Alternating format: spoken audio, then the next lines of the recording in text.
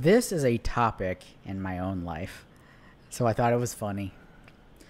Snoring. Are you a snorer?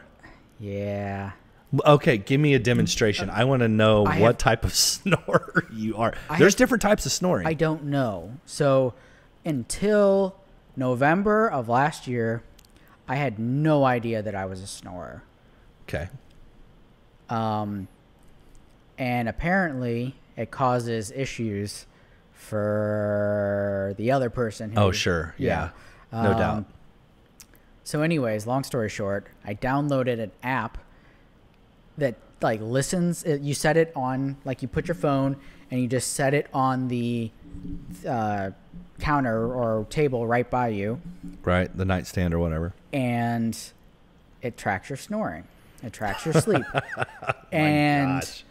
Okay, you have to tell me what this app is. I'll download it, see if I do it. There's like 50 out there, but okay. you can pick your favorite. I had no idea.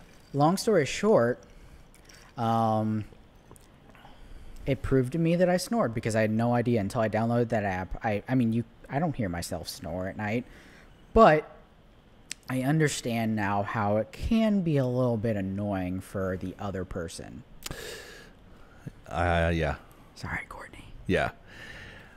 So you're rejected? I mean, listen, it wouldn't bother me personally. Like, I can sleep through a car crash. Mm-hmm.